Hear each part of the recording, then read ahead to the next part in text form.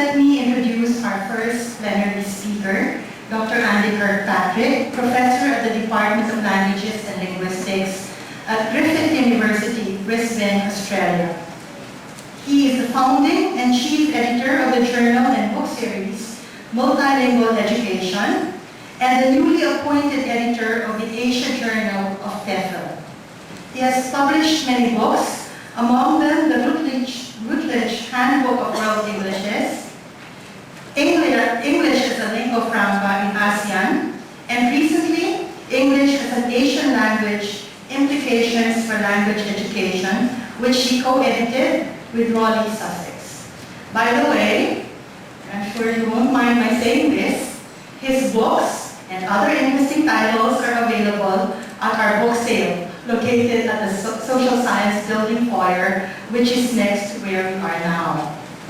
Dr. Kirkpatrick is the director of the Asian Corpus of English, or the ACE project, and he will talk to us this morning about ACE, suggestions for ELT, EFL policy and pedagogy. Please welcome Dr. Andy Kirkpatrick.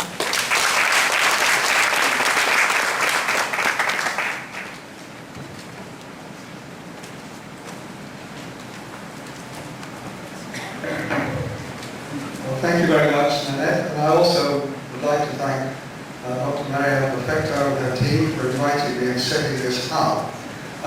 We'll talk more about the actual ACE at the launch, but I think I should say that the team from Ateneo have been fundamental in its success.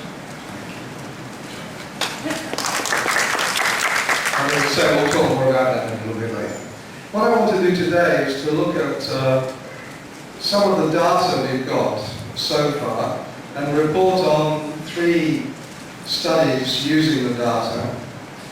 I think some of the results of some of the studies are surprising. In other studies they're obvious but needed to be discovered. And then consider the kind of implications the findings might have for English language teaching in these particular contexts. Okay, so let's have a look. Just that you all know this, but it's worth repeating it because this is what started our interest really in the project. And that is that English is used by more than 800 million multilinguals in Asia alone. And we need to know something about how these people use English in lingua franca communication. And if you then extend that to the BRICS group, which is Brazil, Russia, India, China, South Africa, you start to get an idea of how many multilinguals are using English on a day-to-day basis in today's world. And they overwhelm the number of people using English as a native language in places like the United States and Australia and the UK. It's also perhaps worth mentioning or underlining that even in places like Australia and the United States and the UK, which are traditionally associated with captures in a circle, actually are highly multilingual societies. There are, for example, over 300 languages spoken in London schools, and over 300 languages are currently spoken in Sydney, the area around Sydney. So lingua franca communication is also predominantly found in so-called native speaker settings. And all of you, I'm sure some of you have been international students in so-called native-speaking parts of the world. You will be using English with other international students all the time, and again, it's lingua franca communication. So it's an enormous area of research. So we decided to set up the Asian Corpus of English. I've often wondered about the wisdom of this. It seemed like a good idea in 2007, 2008, when I originally asked for money from the Hong Kong government to do this. And they were kind enough to give us 5 million Hong Kong dollars to start this off we went, to set up the centre also. But it's been a long road, and we've had a number of teams, but the aim is to collect about 1 million words that naturally occur in spoken English as used by Asian multilinguals. And we're looking at complete speech events, so we're not taking excerpts. We look at complete speech events, whether they be interviews, courtroom exchanges, whatever it might be, not just snippets, but whole speech events. And we've got these data collection teams across Southeast Asia. The other impetus for ACE is, of course, the Vienna-Oxford International Corpus of English, VOICE, which is a primarily European-based corpus. And we have deliberately used the VOICE transcription software so that when you get to ACE, which you'll be able to do in a couple, just after this talk, you'll be shown how to log into it because it'll become freely available to everybody. You'll be able to compare the Asian corpus of English to the European Vienna corpus, because that's why we've done it, to make it useful. And these are the teams. There is also a team from Taiwan, which I didn't put up there, but their data has come in, so I really would like to acknowledge them. These are the teams that have been working, collecting the data. You can imagine it's not been easy keeping tabs on all these teams all over the world. And again, I would like to underline the importance of the Ateneo team here, both in data collection and transcription. Their support has been fundamental to the success of this project.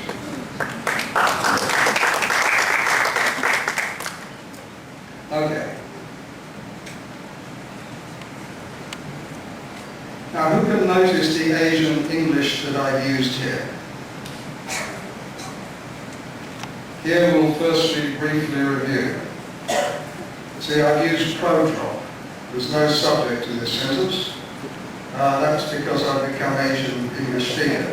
If I was giving this talk in Australia, I should say here, I, or we. We need a subject there, but in Asian English, as you very seldom do.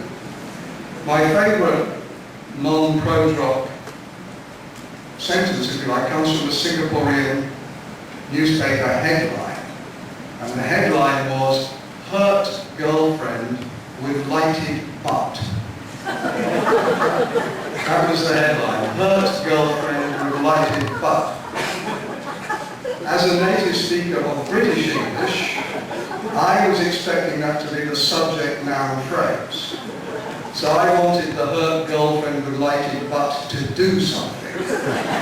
So I wanted hurt girlfriend with lighted butt, and I assumed it meant backside, to let into bath or something. I needed a verb phrase that would help her put out her lighted butt. But in Singaporean English, it's a pro-drop variety of English, and the subject can be omitted.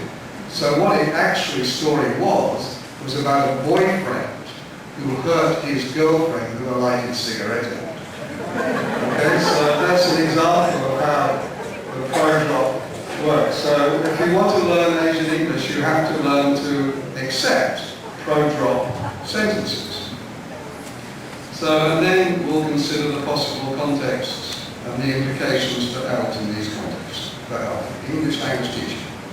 Okay, let's look at the three studies we've conducted. Well, we've conducted more than that. We're going to look at three. The first one won't take so long. This is the information we found here was obvious but needed finding. Okay, it seems so obvious when you find it. You wonder why no one's ever thought of it before. And no one has ever thought of using our findings for curriculum development or materials, for example, as you'll see. So the first study involved myself and John Atkin, who's sitting, shyly there, and a PhD student of mine called Wu Jingjing. And we looked at what do people talk about. I mean, what do Asian multilinguals talk about, basically? Well, what do you think they talk about? They don't talk about the Westminster system of parliamentary democracy very much. Well, they don't talk about the weather in London a great deal either. Although to pick up any English language teaching textbook, you would think that this was a key part of their conversational repertoire. What do they talk about? Well, here are some examples. about Islamic finance. You know, how do you go about getting funding, and what are the rules of exchange rates? Can you charge interest? How do you work around that? Okay. Yin and yang slippers. This shows you how people use metaphors or cultural references when they're talking in Asian varieties of English. This is actually just a comment that somebody comes into the room and they're wearing what in my wife's dialect of English would be called marvelous slippers, which means they don't match.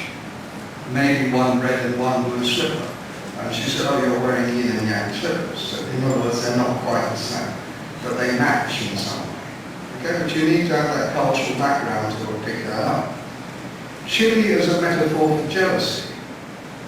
Now this apparently is, there are Malays and Thais talking, and there's one man in this conversation, and the women are saying to the Malaysian male, watch out for Thai women that really like hot chilies, because they become more jealous. Now whether that's true or not, we don't know. And that's the advice that was being given. There's a lot of data in the corpus on identity and the L1. People ask each other, what is your first language? Very often this is an impossible question to answer.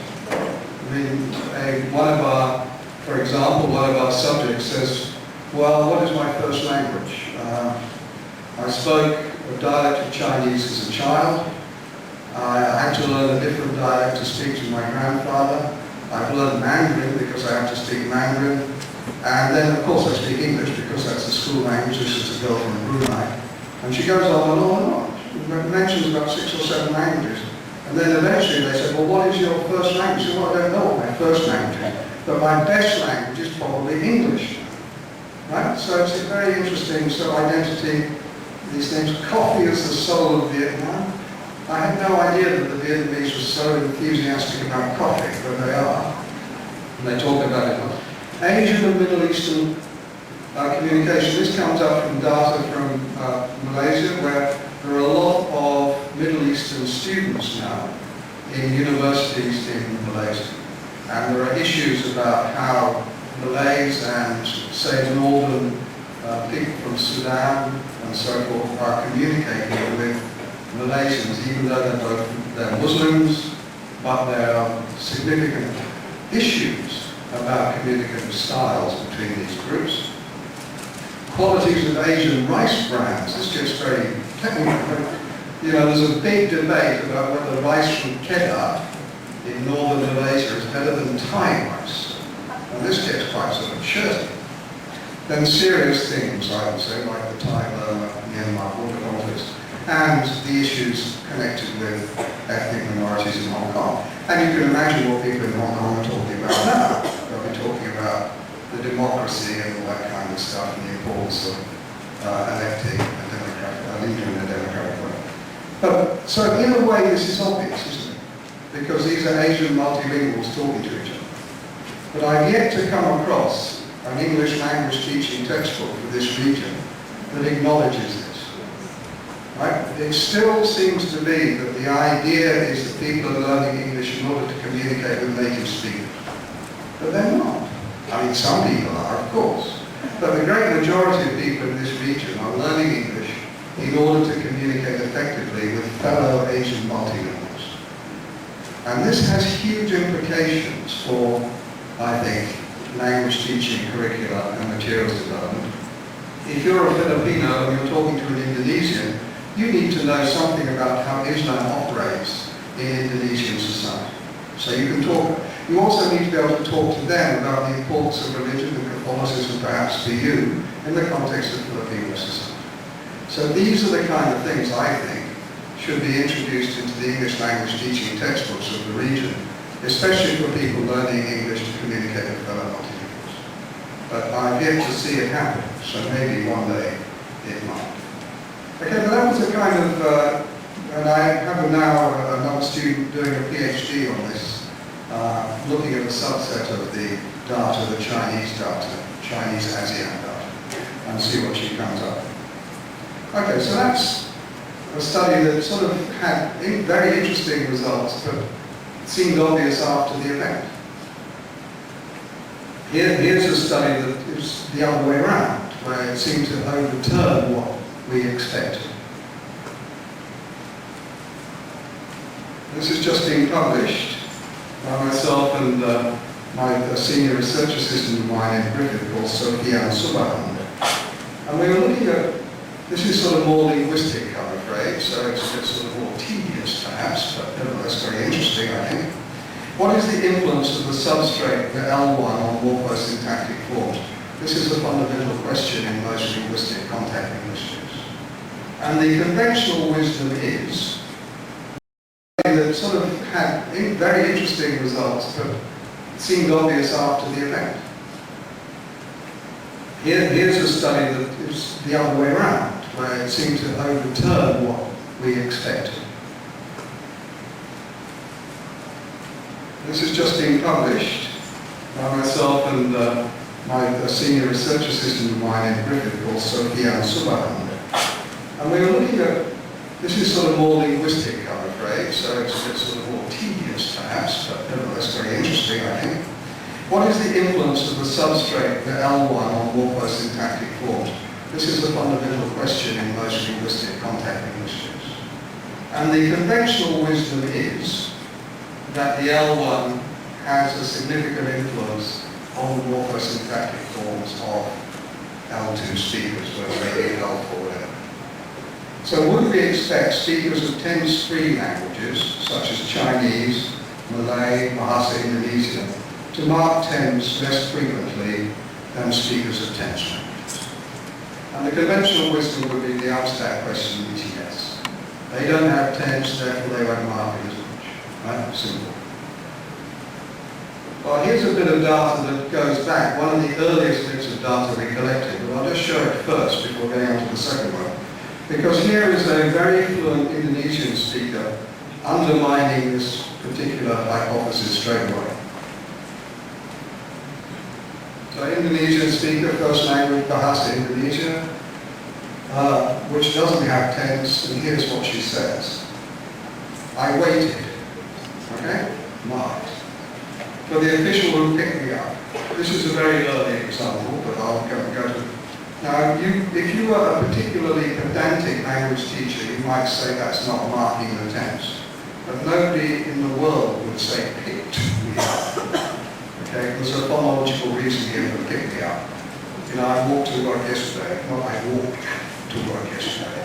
And lots of teachers, don't they, spend hours trying to get their children to say walked to work. Complete waste of time because nobody says it. Because you can't say it. It's impossible. So you walked to work yesterday and you picked me up yesterday. So that's not actually non-marking. I then tried to look for the official, but because of the plane landed early, the official hadn't come. Everything's marked here. Indonesian, I had to stay in the airport. And then did nothing. Now look, just sit and check the placard of the RELC. Okay, I couldn't see, that's why I just sit and take a rest. Now you notice that the verbs here not being marked, many of them are the strong forms, the sit, sat. And that's also unusual because they're usually the ones that tend to get marked because they're so common. So this starts to raise questions and red flags. How many times have we read, and I'm guilty of writing this myself, that Asian varieties of English are characterized by the use of non-standard forms, for example, lack of tense marking in various contexts? Well, this starts to raise the question, is this characteristic? You can attest it, you can find non-marking here, but how can you say 4 non-marked out of 17 potential areas of marking is characteristic? Characteristic is marking with occasional non-marking, right? Yet we have all read, and I have written, a fundamental, it's nonsense, actually. I'm embarrassed to say. But this is one of the things the Asian Corpus can help us find out. So let's look at what this is called subset of data. We took 14 hours of of data from the ACE corpus and isolated, if you like, those speakers who had Malay or Indonesian as a first language, right? And looked just at those to see whether they marked or did not mark for tense. Now this is the totals we've got. In the tokens for possible markings for simple past tense or plus S present tense, okay? Look, 305 were marked and 107 not marked. So it's not characteristically unmarked, it's characteristically marked. But look at the next thing.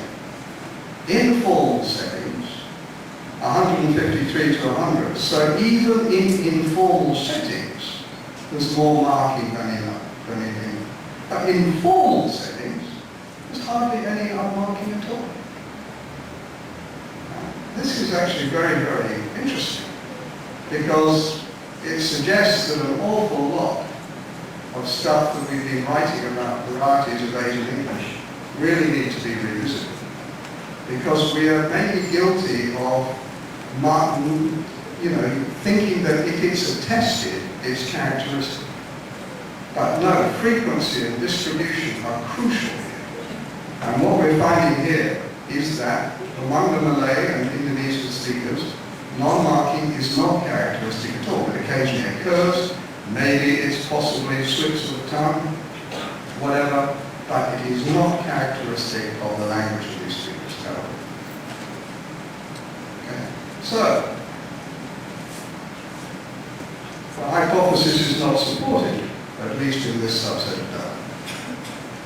And in her study of present tense marking using a subset of the voice corpus, Ateneo found that 10 of the 25 speakers occasionally failed to mark for the present tense singular, but these speakers also mark for the present tense. So this is crucially important. And so, Lim and Gisborne's point, what is important is frequency and consistency of use. Right? And that's what the corpus allows us to do. We have a corpus now of over 1 million words of fully extended, naturally occurring data, full of speech. We can actually check these things in the data. And Chris Hall and his colleagues have come up with similar findings for countable and uncountable noun usage in a whole range of usages. And Bertus van Rooij, looking at South African English, has also come up with the idea that most of the people who use English there do mark the tense. Occasionally they don't. But he talks about these sections who maybe slips to the tongue. So these are kind of things that we can look at. But is there substrate influence? This comes from the same subset of data. Then he said, look at all the past tense, beautifully marked. Then he said that if I was younger, then I would think about leaving school now. I said, why give it to your mother or father to take care of? I might have done that. I told my parents. Then he said, no. The most important for a time is 4 years now. And I want to bond with my child. So there is obviously substrate influence here. But it's not morphosyntactic. It's more discourse and pragmatic. It's the use of these pragmatic findings being transferred very happily. And these are identity markers, I would say. Okay. So this again allows us now, we now need to examine this. This is suggestive that the substrate influence is more cultural, pragmatic discourse rather than morphosyntactic. So, corpora such as voice and ACE allow researchers to check frequency and consistency of use. And I think we can go beyond noting manifestations of non-standard forms and then often claiming that these are thus features of a particular variety to accurately noting frequency and consistency. Okay, so this is one of the things the corpus allows you to do. You can look at the whole corpus and make judgments. The level of formality appears to be an absolutely fundamental and crucial variable. And there's a lot of work done in World Englishes that has often collapsed basilectal varieties with acrolectal varieties without distinguishing them. And the basilectal varieties tend to be much more identity focused, and maybe have more non-standard forms, but even in the informal varieties I was telling you about there, they was there not. Okay, let's look at study 3.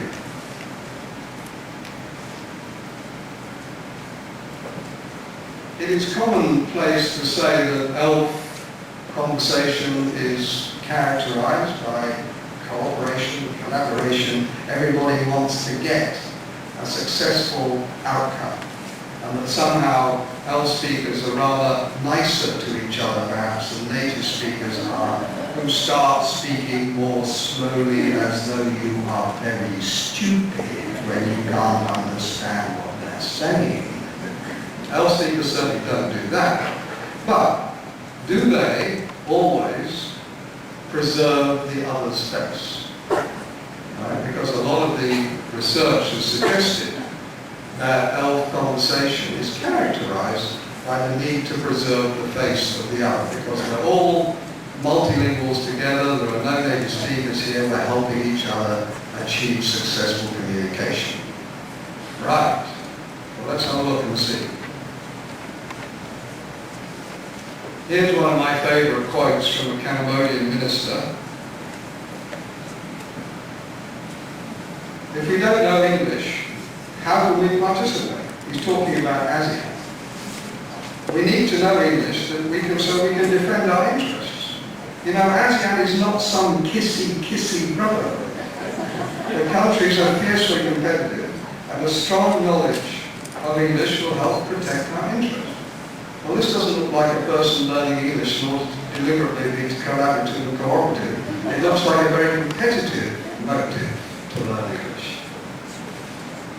And the other thing that he said, the same minister said, which is relevant, you know, when we use English, we don't think about the United States. We only think about the need to communicate. And so I think there are 2 points that this minister is making that are both crucially important. But one thing we wanted to look at in this study was, is there an Asian way?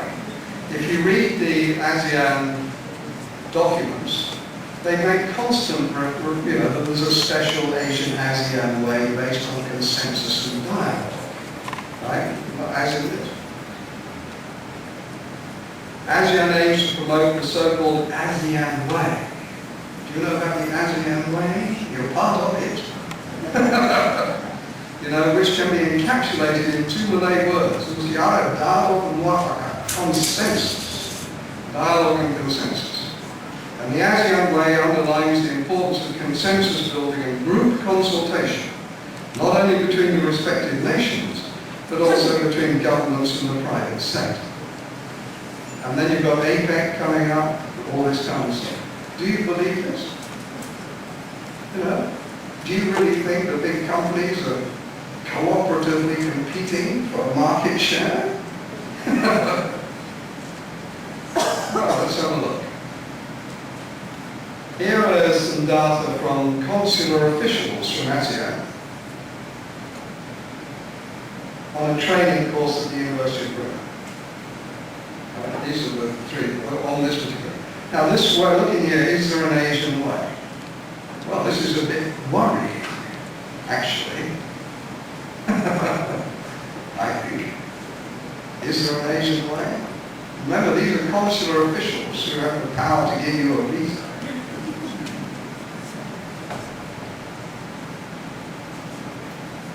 Well, let me read this for you. This is using the transcript. No problem. That was about visa as well, yeah.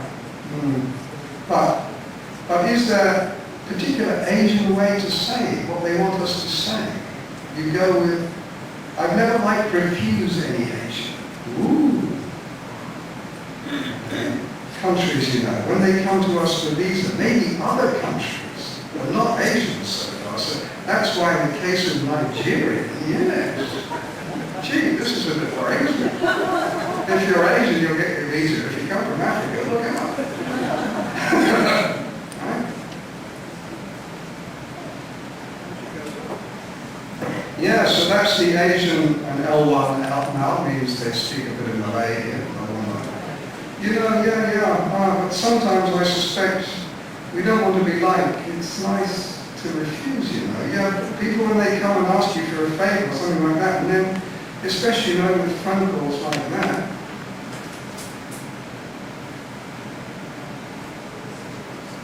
yeah, and especially if you know them, I think in the Western culture, they will totally follow the procedure, right? If tomorrow means tomorrow, if you cannot means cannot. Yeah, I don't know, but because we, you know, being Asian, we don't like to hurt others, yeah? And we like to be nice. Oh yeah. Well, this looks like there is an Asian way. So send an Asian colleague to get your visa. Especially if you come from Nigeria. So there does seem to be something, you know, Asian in that. So again, this is something the corpus allows us to explore. To what extent do these, you know, perhaps stereotypical images actually exist in some kind of reality.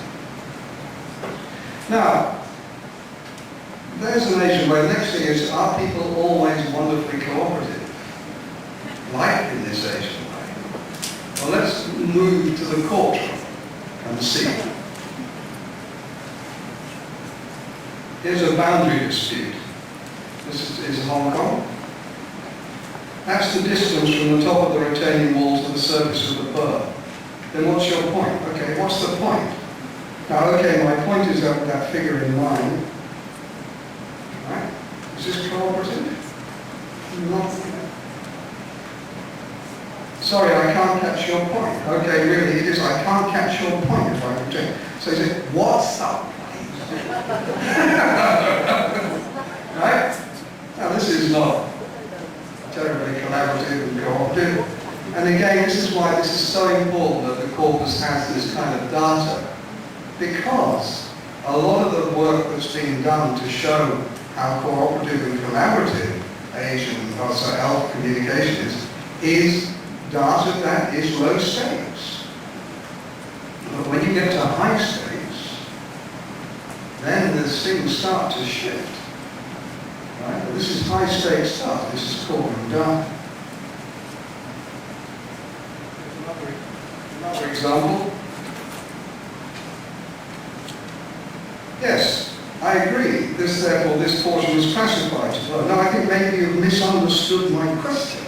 What I'm saying is your answer to me earlier, but the boundary was here. Yes. So what makes you think that this portion, this is pretty aggressive, right? This is court. This is what happens in court. So, would you agree with me that you have not taken into account the evolutionary history of the law? No, I do not agree. Well, this is very interesting, I think.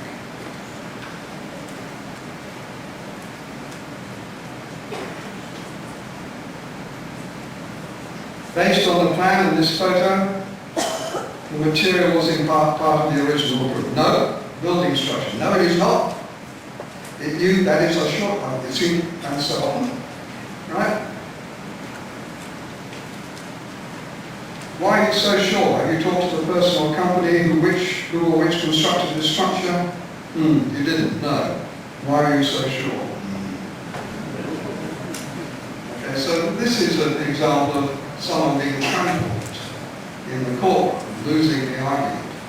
So we have said traditionally that face work is a crucial part of ALT communication.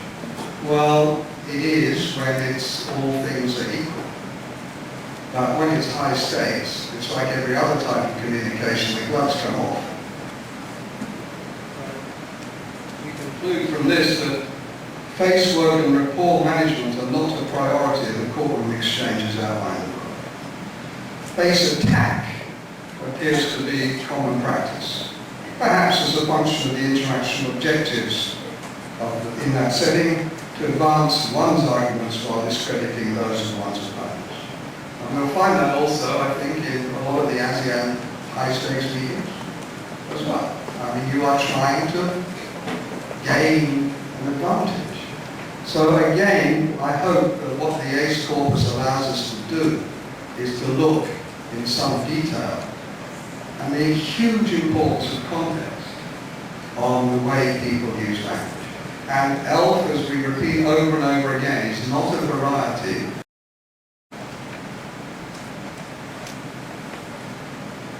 Okay, well, I would argue that English as used by these Asian multilinguals is clearly an Asian language, in that it frequently is used to consider Asia-centric topics, values and cultures, and to represent Asia-centric topics, values and cultures. Okay, so one implication of that is materials development and curriculum development need to bring these things in. Think of the amount of literatures written in English in the region. Here's another, this is a slight tangent, but one of the things that is happening in ASEAN, as I've argued elsewhere, is that the huge focus on English that is taking place throughout ASEAN, and not just ASEAN, but China, Japan, Korea, other parts of the world, means that, with the exception possibly of the Philippines, which we'll come back to, the emphasis on local languages, indigenous languages, is being removed, being ignored. English comes into the primary curriculum now in every ASEAN country apart from Indonesia. And when English comes into the curriculum, it tends to replace either a local language or a subject like art, because you can't just add to the curriculum. I also think an awful lot of these kids in primary 3, and you have your own experiences here, are learning English unsuccessfully, actually. They're not learning English. They're being taught English, or someone comes in and it's called English class, but no one's learning anything. So, given the fact that people in ASEAN are not learning each other's languages and are not learning local languages, by and large, there is, I think, a responsibility perhaps for the English language curriculum to take up some of that slack. So if you turn the curriculum around to communicating with Asian multilinguals, you can include in the curriculum something about the cultures of the people who are talking to. Because you're not learning it through language classes anymore, because the language classes have been abandoned. I mean, in Indonesia, for example, 700 languages spoken. Only Javanese is taught in some schools, and only for a day a week. They have a Javanese day a week. There are 70 million speakers of Javanese, but people of Javanese speakers are beginning to worry that Javanese is under threat because of intermarriage, because of all sorts of things going on, and the success of Bahasa Indonesia as a national lingua franca. Indonesian is taught in some schools. Very few languages of Indonesia are taught in the school system, hardly any. The Philippines is a very interesting case because, as you all know, you've got mother tongue-based multilingual education. I think 19 languages are now being identified as potential or used, but I'd like to learn more about that while I'm here to see how successful that is. Because one of the things you can't do is suddenly announce a policy and say, right, from tomorrow you're going to teach in language B. And I think there was a rather nice plea from the ministry here. I'll see if I can get this confirmed by you. The ministry here in the Philippines actually had on its website, when you have developed materials for your language, please could you share them with us? Well, that's the wrong way round. You've got to develop the materials first before you put the policy. You can't just say, right, you're all going to teach in language X tomorrow, get on and develop material. So those kind of things. So there's a big issues here. However, there is some hope, I think, that the Philippines are beginning to look at the languages that are existing, but it's rare in Asia. So people in Thailand, for example, don't learn Malay. People in Indonesia don't learn Thai. How many people learn Vietnamese? Alvin Vietnamese, and so on. So the languages are not being taught, and therefore, given the kind of findings we're getting from the Asian Corpus, there's all sorts of reasons to include Asian cultures as part of the English language curriculum in ASEAN, because otherwise where are people going to learn about ASEAN culture? They're not learning the languages. And I would then also argue that in these contexts, Asian multilinguals provided of course that they are trained and have high proficiency in English, are likely to make the most appropriate English teachers for these contexts. And I've been banging on about this for decades, it seems, but it does seem to me that government should be spending money on training local teachers rather than wasting money perhaps on employing lots of native speaking English teachers to go into schools to work. I think the money will be much better spent working with local teachers because they are the future. So that's where the money should go. And I think if I were to come to live in this part of the world and I wanted to learn English, I would be much better off being trained by a local multilingual than someone else like me who come from outside, because I get associated with the countries.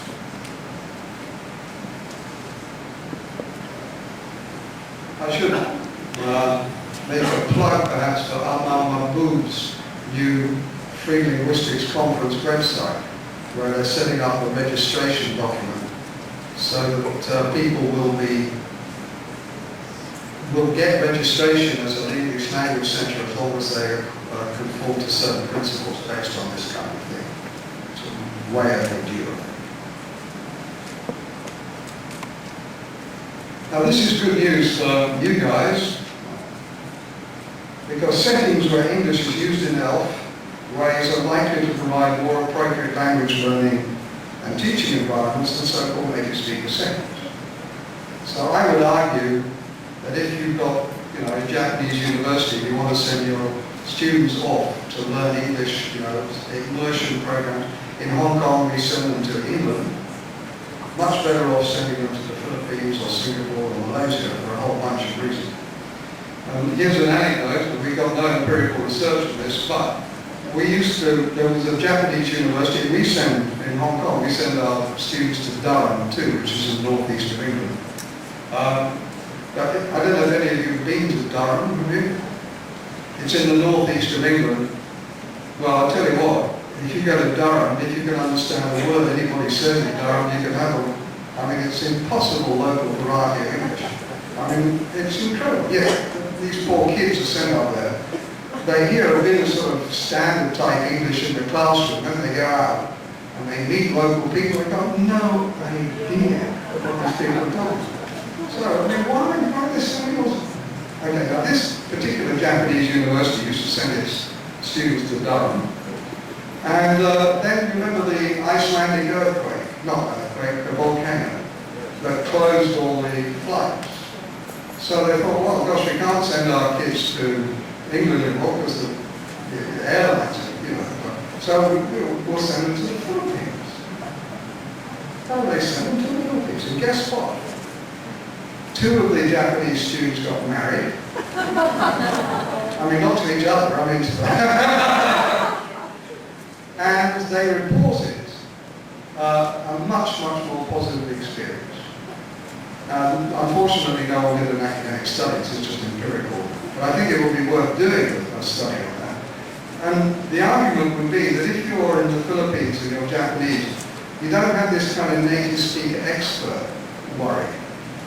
That's one thing. The second thing is that you can usually understand what people say, which is a great help. But if you go to Durham, you've got a native speaker expert thing, and then you meet native speakers and you can't understand a word anyway.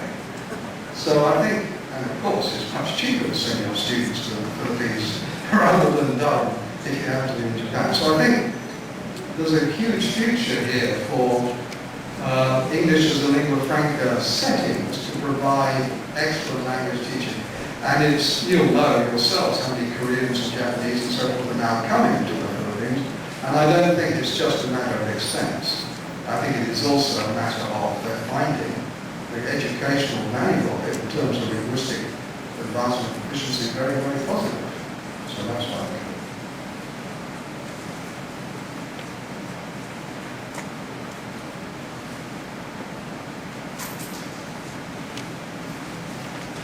Okay, English has become a language of multilinguals, representing a host of new cultures and values. And I think the Corpus shows us that. This is a particularly uncomfortable issue right now, the English and the role of English in Israel. operating in a number of ways.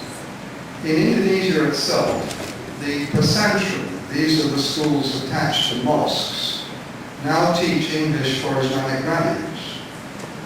Right?